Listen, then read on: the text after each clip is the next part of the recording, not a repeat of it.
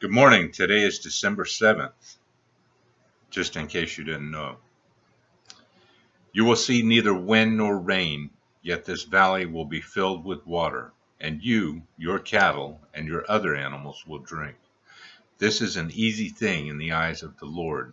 He will also hand Moab over to you. 2 Kings 3:17 and 18. To human reason, what God was promising seems simply impossible. But nothing is too difficult for him. Without any sign or sound, and from sources invisible and seemingly impossible, the water flowed the entire night. And the next morning there it was. And the land was filled with water. The sun was shining on the water, and it looked red like blood. Our unbelief is always desiring some outward sign, and the faith of many people is largely based on sensationalism. They are not convinced of the genuineness of God's promises without some visible manifestation. But the greatest triumph of a person's faith is to be still and know that He is God. Wow. The greatest victory of faith is to stand at the shore of the impassable Red Sea and to hear the Master say, "Stand firm, and you will see the deliverance the Lord will bring you today."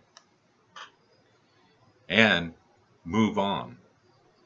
As we step out in faith without any sign or sound, taking our first steps into the water, we will see the water divide. Continuing to march ahead, we will see a pathway open through the very midst of the sea.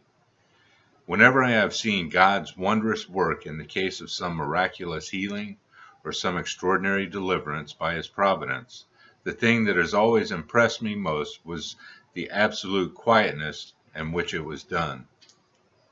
I have also been impressed by the absence of anything sensational and dramatic, and the utter sense of my own uselessness as I stood in the presence of this mighty God, realizing how easy all this was for Him to do without even the faintest effort on His part or the slightest help from me.